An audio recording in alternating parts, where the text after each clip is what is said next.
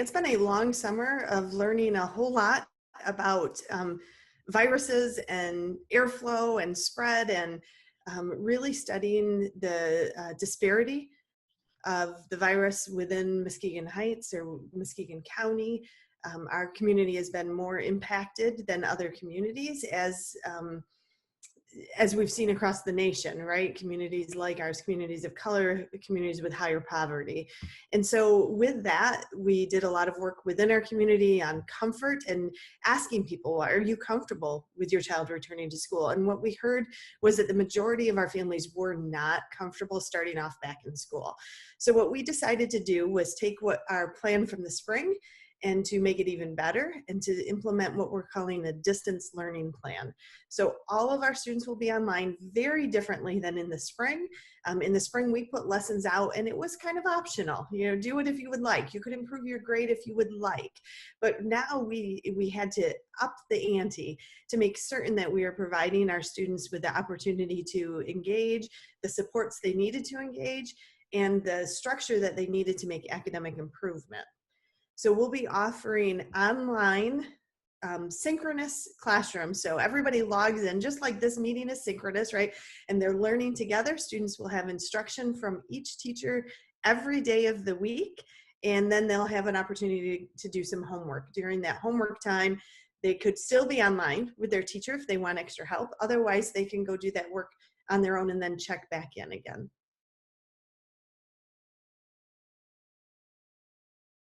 This is our starting point. We are gathering data in the first 2 weeks to determine the students that are going to need more support than that. So we'll be taking a look at all sorts of things. Attendance, are you online when you're supposed to be? Is that path working for you? Academic success, when you turn in your assignments, are they done accurately? Are you turning them in? And then also social emotional, how are students doing? We'll be taking that data to determine who should be invited in person. Our plan is over the first 2 weeks to come up with a list of students that can be invited in, and then to seek parent permission, always making sure that we can maintain social distancing. So on the bus, as well as in school. For us, it's really important to follow that extra layer of support, which means we'll only be able to put about 12 students on each bus. So the first 2 weeks, gathering that information, who is most at need, seeking parent permission, and then our plan is to start the end of September bringing students in for either small group or one-on-one tutoring. And that will allow us to do this in a very controlled manner so that we can always maintain social distancing.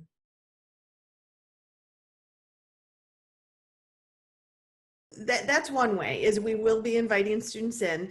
The other way is we have gathered a team. So we did some shifting of our staff. We realized we won't need the same number of people, the same people in the same roles as we would if we were in-person learning. So we created some new positions, and we have positions that are house call positions. So we have a team of people that Monday morning will be in our communities, in their cars, ready to go to houses. And that first class starts at 9 a.m. Mr. Jones's secondary classes start at 9 a.m. And 5 minutes after 9 a.m., students who are not in class, those addresses will be sent out to our team in the community, and they'll start knocking on doors. They'll wear masks, of course, they'll keep socially distanced, but they'll be there to remind and support. School has started. It's time, let's go. What's preventing you from getting on your class? We've provided computers to every student. We're providing home internet access, and we've provided home learning kits. So if the barrier is that they didn't go get their computer yet, then our team is ready to go pick up their computer and bring it back to them. If they haven't set up their home internet yet, we're ready to support them to do that. Whatever it takes. If they're just having a technology problem, if they need help setting up an alarm clock at home with an extra snooze or two, right? We can do that. So that's what that team will do. So we've got a few layers of support for, and that's why we're really moving beyond. It's not the emergency pandemic online learning that happened in the spring. It's much more evolved than that.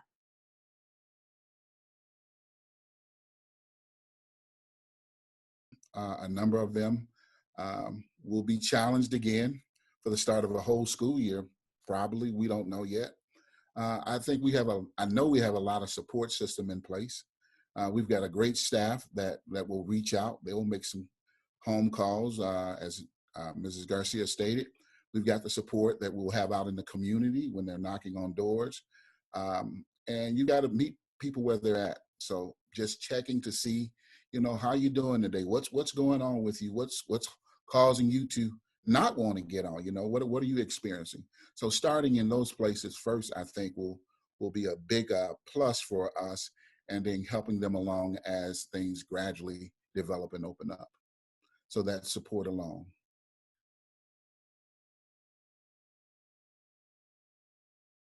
Again, for young people, and you're right, in the age group that we work with, it's a number of students out there everywhere. They're finding it hard to want to wear the mask and wash their hands and practice the social distancing. But again, we're here as a team to encourage them to do such things. They want to get back into the school. We want to get back into school. So we just want to constantly emphasize the importance of doing the things that will eventually help us to get back into school. And it's tough because they are social butterflies.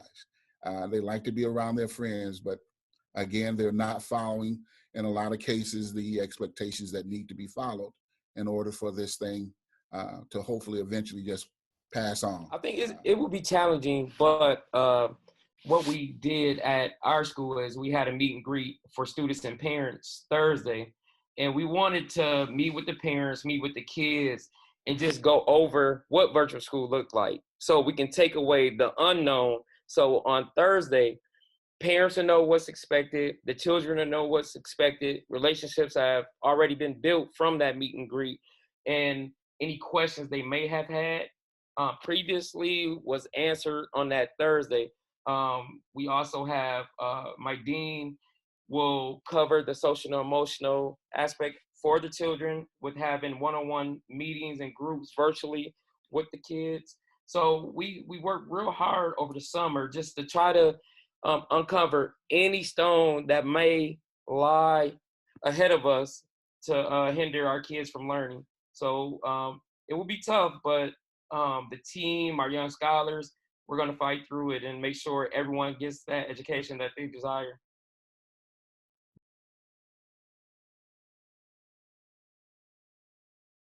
That grit, that tiger pride that, from Ms. Garcia down to Mr. Lane, our maintenance personnel at Edgewood, like we all believe in our mission, we all believe in our vision, and we know it's on us to provide that education that our kids need. There's no giving up, there's no not answering questions, not figuring it out. If we don't figure it out, we fail the kids. So we know and understand, if not us, who. So we're just prideful in what our mission is, and our mission is to educate the children of Muskegon Heights.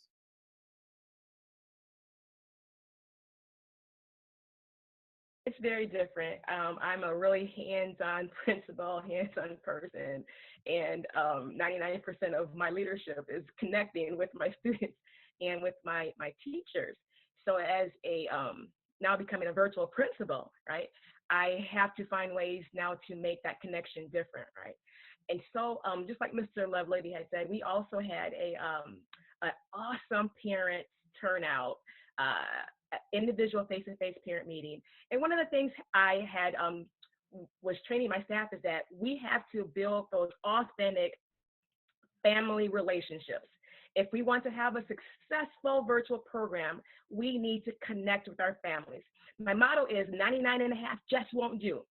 We need 100% of every student connected, right? And that's going to take us as a team doing things that are out of our norm, right? Facing in this virtual world to make those connections authentic, right? And I had an opportunity yesterday. We had a pre-login day for students, right? And I was popping in and out of classrooms and just seeing the students' face and not being able to, to touch them. But it was, and I told students, listen, this is weird, isn't it? This is absolutely weird. I see you, you see me, and that is the extent of our connection. However, I am so glad to see your face. I missed your face. And so just keeping the hope alive, keeping the hope alive that we will come together again. I told my staff it's like this. It's almost being in a long distance dating relationship, right? So you're dating, right? Your passion, and then that one day, you hope for that one day to reunite again. And can you imagine the passion, the love when you connect with the one that you have been distant from? And that is what I hope for. That keeps me going when connecting with my families and hoping for that beautiful reunite. What's the biggest thing right now as a virtual principal is being able to get into those classrooms, right? Being able to support those teachers, being able to have our staff, kids see our face. Another thing that we're going to do too is that we reward students based upon work and how they're performing in virtual classrooms. So we will be hitting the streets and we will be delivering prizes that students have earned from our Tiger Paw Palace tickets they've earned.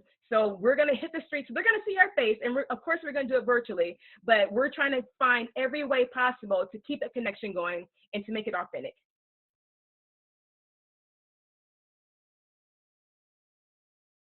That is what's on every educator's mind. How can we make sure that we continue to academically support our students, but in the back of our minds, that learning gap, trying to close a learning gap. So with our curriculum, we have teachers involved in grade level team meetings every day. And then also we have professional learning development that we really focus on the curriculum. We really look at our phonics. We really look at, what are the tools that we can give kids that can make an impact that they can get immediately with not being able to get the whole lesson if you're face to face. So really being structured and teaching with fidelity to our students. Now, we will be looking at data, right? So we will look at students that are behind and how we can give them extra academic support. We have, the district has, and Ms. Garcia can talk more to this as well, but the district has hired, I would say, intent support specialists. So our intent support specialists will work at each building, and we will identify those students that need extra boost academically. So we are, it's a learning process for us. We don't have it all figured out, right? And as we go along, we're going to see where the gaps are, and then seeing the gaps, that's where we'll help, academic support our students. And again, Mr. Garcia can speak more to this new position that we have within our district. But the idea is to really look at where students are academically and pull those students that might need a little bit extra support.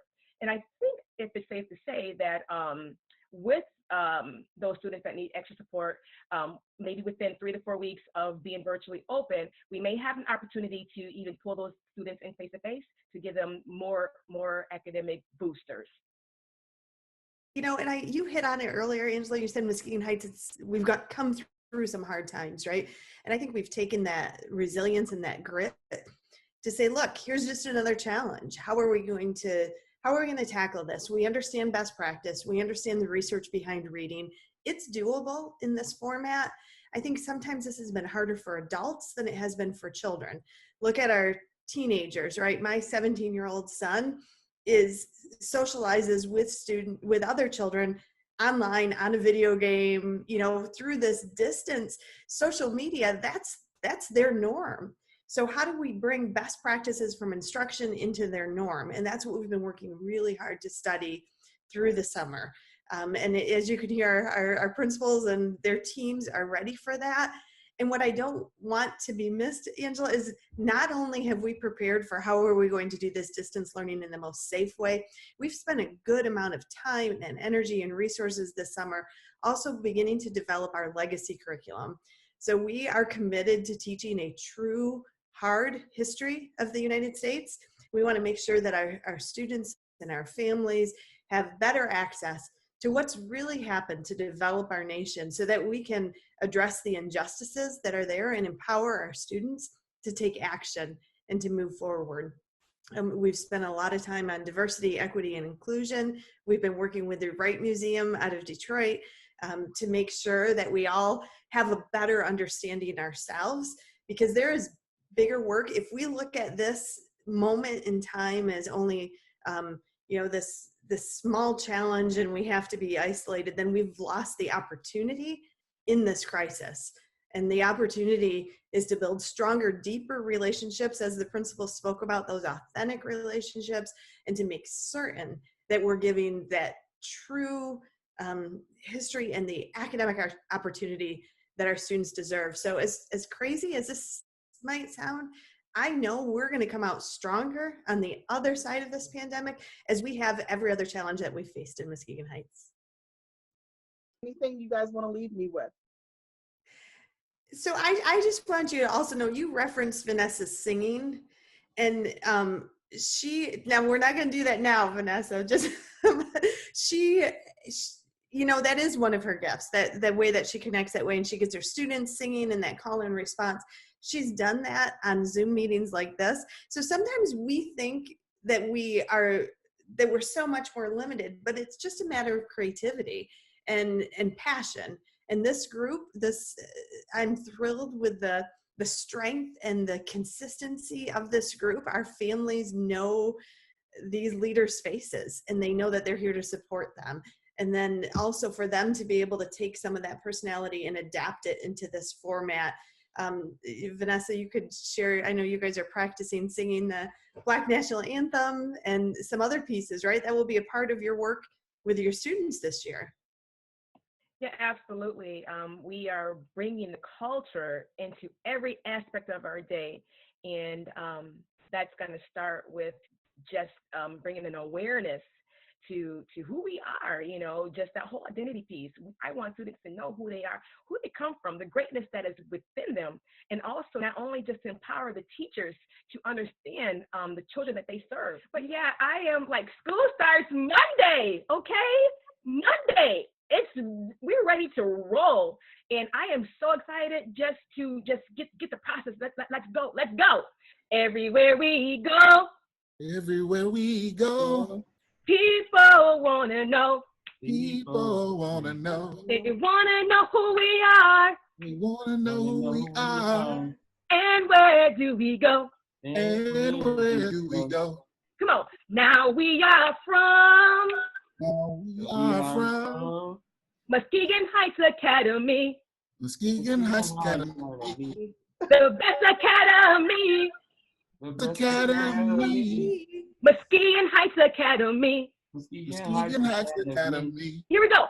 Hey, hey, hey, hey. Hey, hey, hey. Hey, hey, hey, hey. Hey, hey, hey.